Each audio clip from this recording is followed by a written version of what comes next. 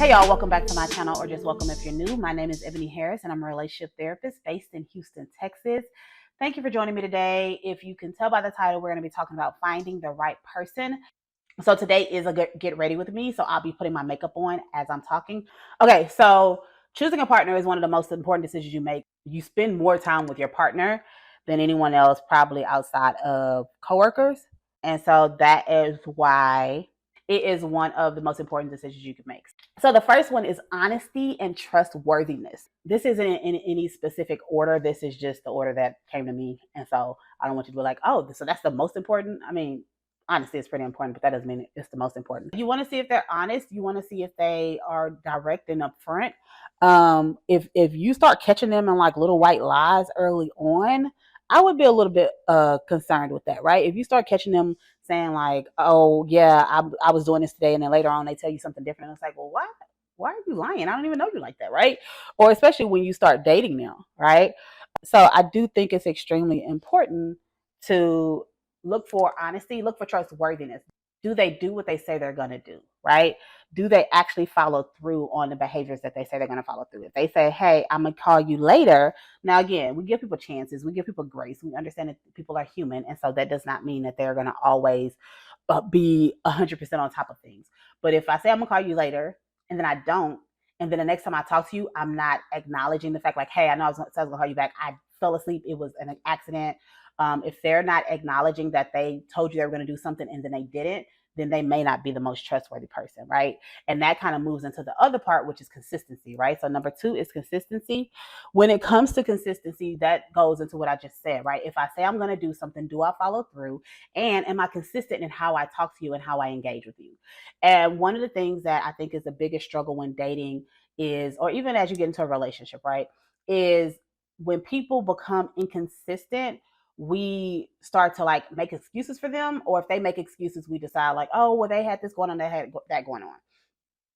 But if you have stuff going on, you have to let the person know. But just going MIA, right? I've heard people say, oh yeah, we talk so much during the week, but then on Fridays, I don't hear from him anymore until Monday. Or, oh yeah, she loves to hang out to dinner, and we've been out for like 2 or 3 dinners. But when I say something like, hey, let's just go to a park, let's go to a museum, let's go to whatever, and they're like, oh no, I don't want to do that. They just want to go and spend money or whatever, right? Oh, I'm just making up scenarios, right? But when that stuff happens, then it's like, okay, so you're not being consistent in like wanting to spend time with me, right? You're not being consistent in wanting to communicate with me. There's like these little red, I say pink, these little pink flags that are starting to wave, right? So you just want to pay attention to that. You just want to pay attention to like, okay, they only call me at after 10 o'clock at night. They don't talk to me the whole day outside of 10 o'clock at night. Now, if they're saying like, hey, when I get off work, I have all this stuff going on and I'm usually not free until like an hour before I go to bed, that's a different story, right? But again, there's this piece where there's communication and understanding of it. Everybody doesn't get off work and want to talk on the phone. I know I don't. I get off work at 7 o'clock and I don't want to talk to anybody. Like I don't, because my job is talking, right? So, but are they being consistent in wanting to talk to you and get to know you and spending time with you, and in just their way that they communicate and they interact with you, right? Is their personality consistent? Because sometimes people will show up one way and then they start acting differently as time goes on. So if their personality starts to shift, right? Because you need to get to know who this person is for real. We understand in the beginning there is a little bit of this like desire to impress, and you put a little bit of your representative on. But if it feels like they have a completely different personality trait when like as you get to know them and they feel like a completely different person, and you want to be mindful of that. Also, consistency in how they treat people. As we're talking about picking and choosing a good partner, you want to think about, if I start to date this person, as I become closer to them, how will they treat me? How would they expect me to treat other people, right? Is there this piece of like, well, they're not important to you, you shouldn't do for them, you shouldn't, be available for them or whatever, right? So really taking into consideration, how are they consistent in all the areas? How are they consistent when it comes to talking to you and engaging with you? How are they consistent when it comes to other people? How are they consistent across their personality and how they show up to the world?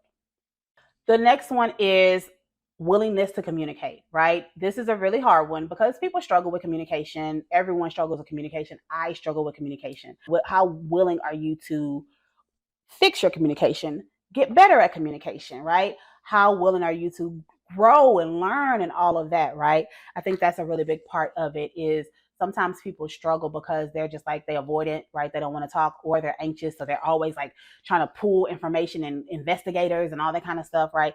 Versus like, I'm willing to communicate. I'm willing to have the conversation. I'm willing to have difficult conversations, right?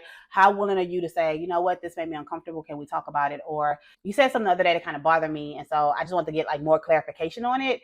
So I can understand more about what you meant, right? Before they make assumptions, right? Because people that quickly decide, oh, you meant this, or oh, you're this type of person, or anything like that, and they're not willing to like get curious and really learn from you. And again, this is this self-reflection where you need to say, am I that person as well? Those people will always assume they know no matter what you say, right? So you want people that are willing to have the conversation, people that will be uncomfortable. Sometimes they're okay with like uncomfortable conversations, because if we're thinking about dating and relationships, that's the only way you grow, right?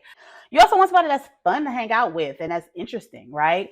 You want someone who is a good time. Not saying that all the time they have to be the center of attention, but even if they're an introvert, like, what do y'all enjoy together? Do y'all laugh? Can y'all kind of relax and be playful? Is everything very serious, right? Oftentimes, we all have these different parts of us. And I feel like there's times when, we kind of show up in like this very stoic and serious way because of our experiences, because of who we've built ourselves up to be. Can you relax around them? Can they relax around you, right? You want to choose a partner where you feel like we get to have, yes, serious conversations, and we know how to communicate and we can grow and all that kind of stuff. We also get to have fun. We also get to like just enjoy ourselves and relax and just be. The biggest thing when it comes to dating and relationships is just finding people that you feel like you can just be yourself around, right? You can just show up authentically and be accepted, because that is a hard part. Oftentimes we feel like we're not accepted, so we have to put on a show or be a certain way for people. You want to find people that you can be yourself around, they could be themselves around you, and y'all just enjoy each other, right? When it comes to long term, right, we're looking for partners that we could be with for a while, right? I don't necessarily think everybody needs to like get married. I don't think every relationship is going to be a forever relationship. But if you are picking this, if you're watching this video, my assumption is that you would like a long term partner. You would like somebody that you could be with for some years, or for an extended period of time. And I think the biggest thing with that is willingness to learn and grow, willingness to recognize that you do not know everything. And as you learn information, as you learn new things, you're willing to apply that and change and grow. Understanding that your partner will also learn and grow, right? Because a lot of times we get into these relationships with the hopes that this person is going to continue to be the person they've been since I've known them. And then when they start to change and grow and shift, or they feel like, hey, that was important to me then, but that's no longer important to me, we struggle, right? We struggle because it's like, well, I married this person. And this is why sometimes I think we get so caught up in the superficial, or we get so caught up in like who they are right now. And again, yes, there should be certain commonalities. There should be at least some complementary values. You should have some aligned values, all of that, 100%. But I think sometimes we get so consumed with who they were and like, well, you used to be this person, why aren't you this person anymore? As opposed to understanding that as they grow and as they learn themselves and as they experience life and the world, there will be parts of them that change. There will be parts of them that shift. There may be parts of them that are hopefully healing, right? So maybe some of those traits that they had before, now that they're more healed, they're able to grow and they're able to say like, hey, this was very important to me back then, but now I realize it's not that serious, not that important. And so I'm not going to be acting in this way anymore, right? And so your willingness to learn and grow, as well as your willingness to accept the growth of someone else, right? The understanding that people do grow and heal and change. And if you're talking about being with somebody for a long time, you can't expect them to be the exact same person you met. I don't care if it was 6 months ago, a year ago, you cannot expect them to be the same person. And especially if we're talking about forever relationships, 15 years down the line, they are probably not going to be the same person. And can you be okay with that? And can y'all negotiate what that means for your relationship? Respect, boundaries, and loyalty. I could do a whole video on this one because I feel like when we talk about respect and boundaries, sometimes people struggle to know what that means. And sometimes we take the person that is not respecting our boundaries and we give it cute labels like, oh, they're just persistent. Oh, they know what they want. Even though I've told them I'm not interested, please leave me alone. They keep trying. So then I give them a chance, right? Like if that's the case, that person does not respect your boundaries. Let's just start there. If this is a person that you said, hey, I'm not interested. Thank you so much. I've enjoyed our time, but I'm not interested. And they keep being like, well, let me take you out. Let's try again. Da, da, da. And then you end up taking them out, letting them take you out. And then you end up continuing to date them. And then you're surprised when they cannot respect anything you say, right? So respecting the boundaries, your boundaries, as well as respecting the boundaries of the relationship. That goes into the conversation about loyalty, right? Respecting the boundaries of the relationship, respecting the boundaries of what we've decided this union is extremely important. Being emotionally available. Are they willing to talk? Are they willing to share? Are they open to connecting with you, right? Sometimes we feel like emotional availability is just talking about a relationship. No, when we get close, do you then back away because it feels uncomfortable for you to be close with me, right? After we have like a really deep conversation, do you have the vulnerability hangover where I don't hear from you for 2 days, right? Like, are they willing to open up? Are they willing to sit in the discomfort of their feelings? Are they willing to sit in the discomfort of a conversation? Emotionally available, meaning I'm willing to accept the emotions that are happening here. I'm willing to accept the connection. I'm also willing to be honest if there isn't a connection, right? I'm willing to be honest around where I'm at as far as my life and what I want as far as a relationship, right? So are they vulnerable? Are they open? Are they willing to grow the connection? Or does it feel like it just stops at a certain point and they're not willing to get any deeper? Some shared or complementary values, like I said earlier, it's extremely important that you have values that are similar. They don't have to be the exact same. Some people, because even if you have the same values, somebody might say family is my value. And when you talk to them, one person says family is my value, meaning my family that I was born with. They're extremely important to me. I want to see them once a week. I want to hang out with my family. Or the other person who says family is my value is saying my family that I create is the most important thing to me, right? So having some complementary values, really discussing your values and if you have a few things that are in common, that's really good. Typically, we don't need to have like 50 values. You need like 3 or 4 values. What are yours? What are mine? Because those are the things that are going to root you. Those are the things that are going to ground you in the decisions you make are your values. So it's extremely important that we have some shared and or complementary. I like to say complementary because they may not be exactly the same, but they may work well together. Values, so that as we are navigating life, we can decide, hey, we have we have these things that are grounding us, and we both feel strongly about them and we understand it and we can still grow together. Kind or giving. So this is another one of those ones that can be deceptive. I think oftentimes we think of, oh, well, they have money, so they're willing to buy me stuff or whatever.